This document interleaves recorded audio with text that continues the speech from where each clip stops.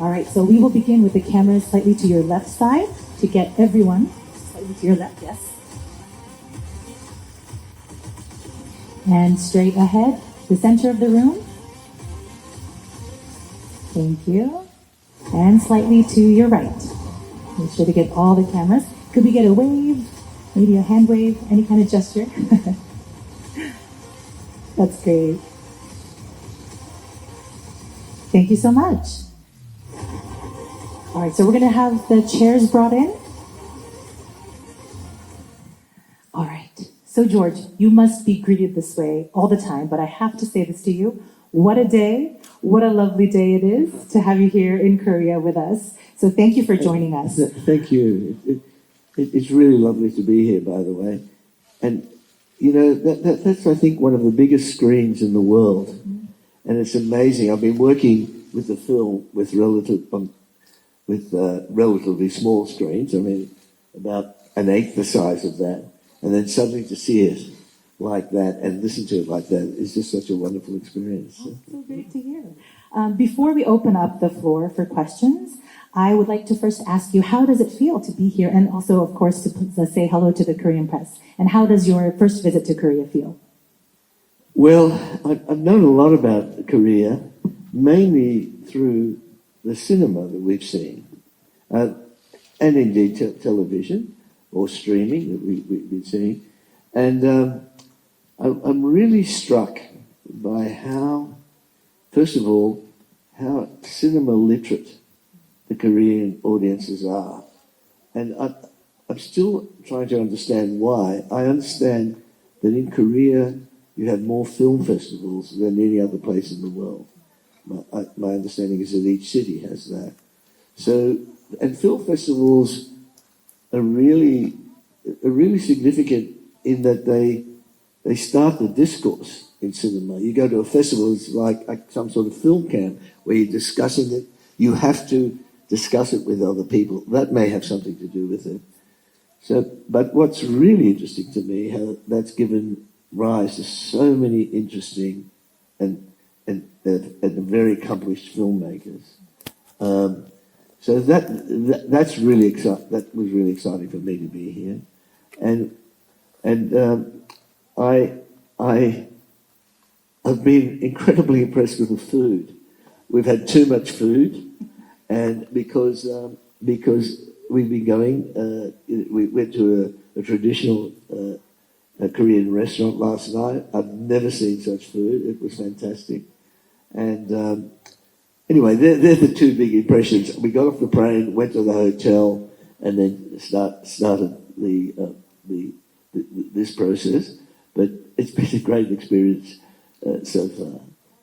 That's lovely to hear. Thank you. And to start things off, I just wanted to ask you, so since CinemaCon, Korea is the first country you're visiting with Furiosa, a Mad Max Saga. Is there a special reason you chose Korea as the first destination? Well, for the very reason I spoke.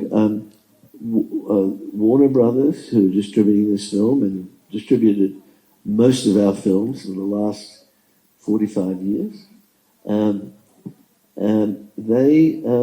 they said Korea is so important, that's why we're doing this at this point so early.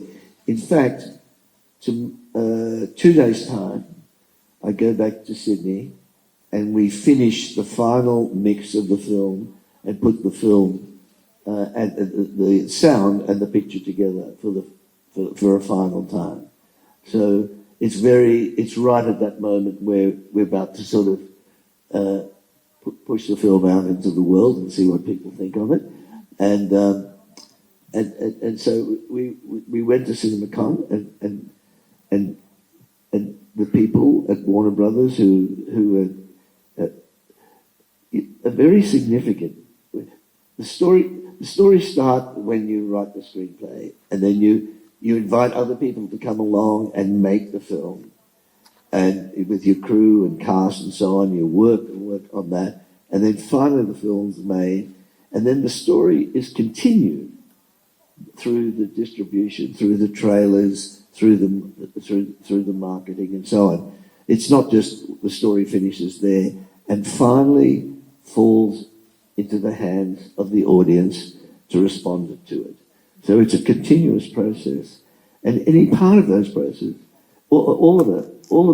every step of the way has to be as significant as the first. And what's interesting is that, to me, I've learned over time that the film ultimately is experienced in the hearts and minds of the audience. And it's not until it finally gets to the audience does the film actually exist. And it's in a way, for a filmmaker, it's a very unknown experience. You do the best you can, you bring all your craft and whatever wisdom you have about the process to the work, but it's ultimately the audiences will tell you if it's been a good story. One of my favorite quotes, I won't go on too long, but one of my favorite quotes is from the Swahili storytellers who say, at the end of the story, they say, the story has been told. If it was bad, it is my fault because I understood it was good. It belongs to everybody. And it really is true when you make films for audiences. That's beautiful. Thank you so much. All right, we're going to take a question from the journalists. If you would please ask your question in Korean. And also, please be sure to tell us your name and your media outlet, please. Thank you. 네, 저 중앙일보의 나원정 기자입니다. 네, 영화 너무 기대가 되고요. 또 전편에 이어서 이 사막을 배경으로 한 카체이싱을 시리즈 지금 5편에 이르기까지 만들고 계신데, 액션 시퀀스를 상상하실 때 이 사막이란 공간이 주는 영감, 특별한 영감이 무엇인지 궁금하고요. 또 하나는 이제 이 40년 전부터 만들어 온 시리즈지만 최근에 이제 기후위기로 인해서 재난도 많이 발생하고 연토 분쟁 같은 것들이 실제로 대두되면서 영화 속 현실이 판타지만으로 느껴지지 않고 좀 더 가깝게 느껴지기 시작했거든요. 그래서 감독님이 영화 만드실 때는 혹시 이런 그 시대적인 변화, 환경적인 변화가 감독님한테 영향을 주는 부분도 있는지 궁금합니다. Thank you. So I'm from 중앙일보, and I am extremely looking forward to the film. Continuing on from Fury Road, you know, this is your 5th installment where we are able to see these amazing car races and chases in the desert backdrop. And when you are imagining what kind of action you're going to create, what about the desert or the wasteland inspires you? And the second question is, it's been over 40 years that you've been creating this universe, and nowadays, in particular, we see more extreme climate change and territorial conflict around different corners of the world where the film doesn't seem too fantastical. It's unfortunately closer to reality. And so do those changes in the world affect you as a creator as well? Oh, yes, I do. Who asked the question? I can't see. Oh, right here there. in the center, yes. Yes, in telling these films, you're trying to make sure that the film has a lot of density, that it's experienced on many levels, and part of that is the kinetics of what I call pure cinema, that is action cinema, because the language of cinema was basically, as people have observed, defined in the silent era. Before that, it's a new language. It's only about 125 years old. And it's a universal language now, and even children learn it from a very young age before they can read in their own language. But it didn't exist before. And I personally believe, along with a lot of others, that the action film is one of the things that basically helped define cinema. It was usually westerns. It was in the comedies of Buster Keaton and Harold Lloyd and Charlie Chaplin, and for a while cinema lost that when sound came along, because the equipment wasn't as agile, and now we have all the tools that we have, including unheard of screens like this, in which to see cinema. So for me, that was the big attraction. and are trying to understand that language. And what's kept me going is I've been interested in basically three things. Not only how to tell stories, but why we tell stories.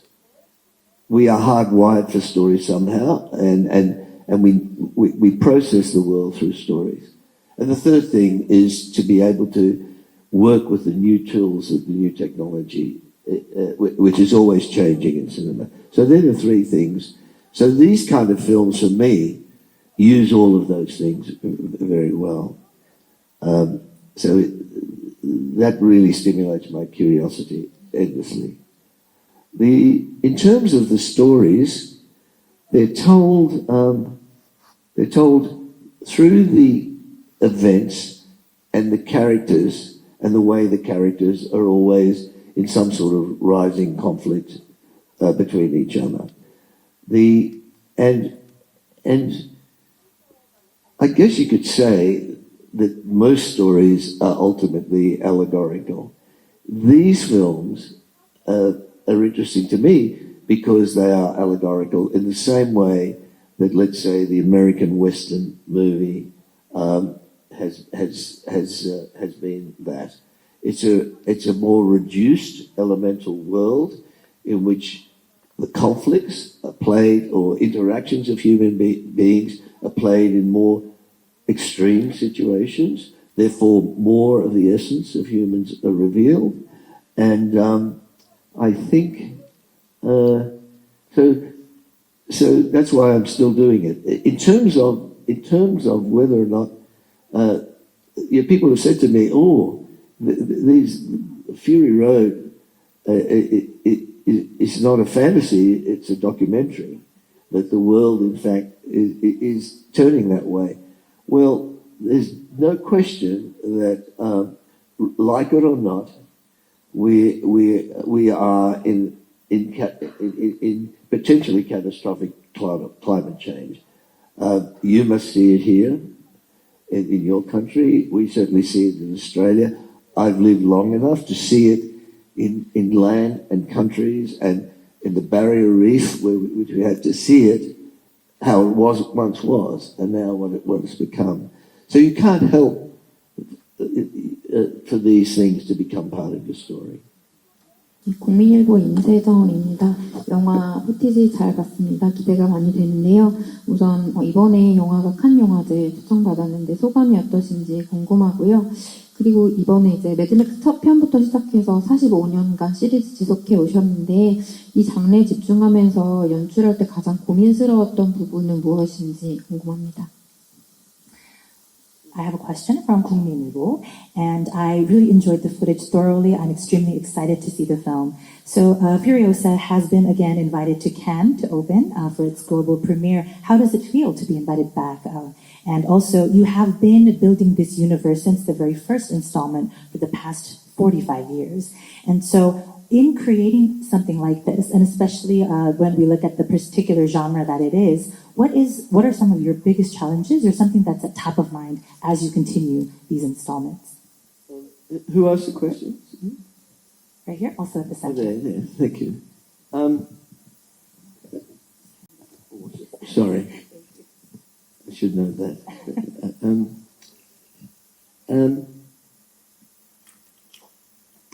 Sorry, what was the first part of the question? Yes, go back to Cannes. Look, as I said before, I talked about the significance of film festivals. I've been on the jury of Cannes a number of times for the specific reason is that you can see films about which you know nothing. That you might know about the filmmaker or what the subject matter, but I've always found it's better to go in and see a film without regard to anything, without knowing anything. That's always been exciting.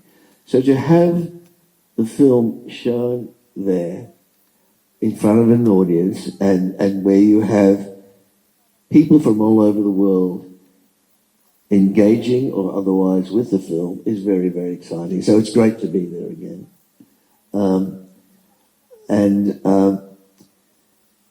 when we make these sort of films, there are various vectors or forces that go into making a film.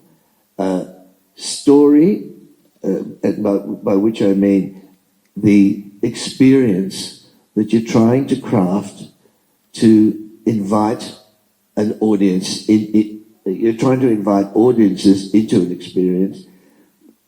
That process is something that I've been trying to understand, as I said earlier, all my life, and bit by bit you get some understanding. So, but you could do it for 1,000 years and never figure it out because it's always changing anyway. So that's probably top of my mind. In the making of the film and the story, I'm thinking about all the processes that come into play.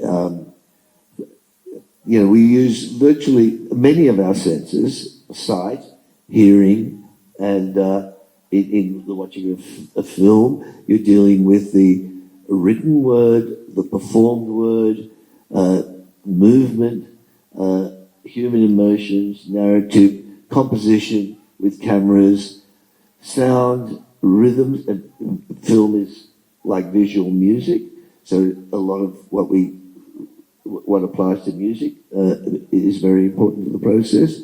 So they're the sort of things that you're always thinking of. It's a very comprehensive process, and I think that's why no one really has fully mastered cinema. If they did, it would be the end of cinema. And I have to say, with a film like this, on a practical, pragmatic level, it's how groups of people work together in an optimal way. How the cast can find the best expression of the characters, how the cast and crew can do that. And when you're doing an action movie like this, safety is something that I'm really obsessed with. It's getting better now because you can use digital effects to, for instance, erase cables on not only the stunt people but the actors, and that makes a big thing. That's a big thing, but I think they're the things that are top of mind. It's not just one thing. 네, 안녕하세요. 저 연합뉴스의 오보란 기자라고 합니다. 아까 전에 감독님께서 해주신 말씀 중에 관객이 있어야 영화가 존재한다라는 말씀을 해주셨는데요. 한국에서 매드맥스 시리즈가 사실 그렇게 인지도가 높은 시리즈는 아니었는데도 불구하고 2015년 분노의 도로는 엄청나게 흥행에 성공을 했고, 그리고 팬층도 굉장히 탄탄해요. 그 이유가 뭐라고 생각하시는지 궁금하고요.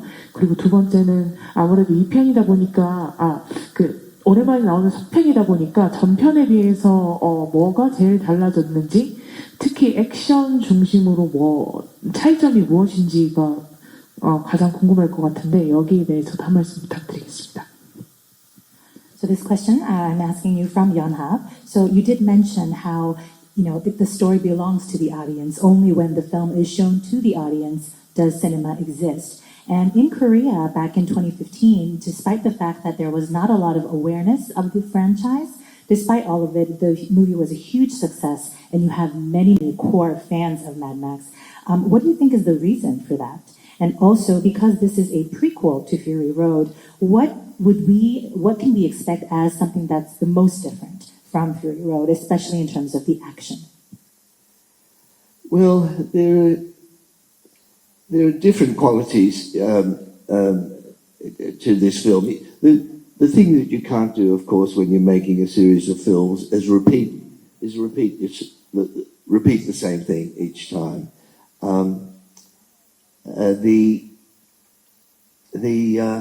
So the biggest difference in this film is that it is the time span, 3 days versus 18 years.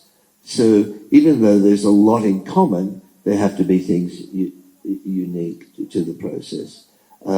You can see there's much more dialogue in this movie because a person has to engage more when they're negotiating the world rather than being on the run and moving. You can't spend a lot of time talking when you're being chased across the wasteland. So it's different in style. I would like to think that the film is uniquely familiar. It's unique to itself and familiar for those who've seen Mad Max. I do want to say, I give long answers, so I'm sorry I can't answer more questions. But I do want to say about Film Festival and going to Cannes, the talking to other filmmakers has been really exciting, because you can actually, like you when you're asking questions, find out the underpinnings or what's underneath the process. And I've been lucky enough, it was at Cannes where Director Bong and I shared the first assistant director who did the Mad Max films, P.J. Verton, and he worked on Okja with Director Bong, and he worked with me on these films, and it was at Cannes that I was sitting at dinner. There was a dinner, and we sat at dinner, and where Director Bong wasn't there, but it was a dinner for him, but Tilda Swinton was, and he'd worked with her twice, and I got to know her through that. I've worked with her, and then he came down to Australia with Parasite for the Sydney Film Festival, and I was lucky enough to meet and interview him. He interviewed me here last night. That sort of interchange, particularly with someone who's as accomplished and knowledgeable as he is really, really one of the great pleasures and learning experiences and privileges of the process. That's my fuller answer to why I'm excited to go to Cannes. I'm sorry I've gone off the track, but I wanted to say that. That's very helpful. Thank you so much. And briefly, any thoughts on how successful the film previous Fury Road was in Korea back in 2015? That was part of the question as well. Oh, sorry. When it got traction, it's always a wonderful thing. I don't think I'd be here now if it didn't succeed. But that's what I mean. It's really great when the film does have those resonances. And particularly, as I said, when people, when the audiences appreciate the film, not just for the surface of the film, but really in the discourse that follows, they see a lot in the allegory. They read a lot in the process. And the hope is that the film follows them out of the cinema long after they've seen it. So it's very gratifying and very, you're honored as a storyteller when people respond in that way. And that's meant a lot. Thank you. Great, thank you. All right, so due to time constraints, we will have to wrap up here. I'd like to, would you like to say last comments to the press before we part ways? Yes, I can't. It'll be wonderful to see what people think of it. Part of you is nervous. Many filmmakers or people say it's a little bit like you've kind of you've brought a child into the world, and now you push it out into the world and say, you're on your own now, see what happens. So you don't know what's going to happen. But I hope people get a lot from the film. Thank you. Great, thank you so much. So we will now have to let you go. Please give Mr. George Miller a huge round of applause for being here with us today. Thank you. Thank you.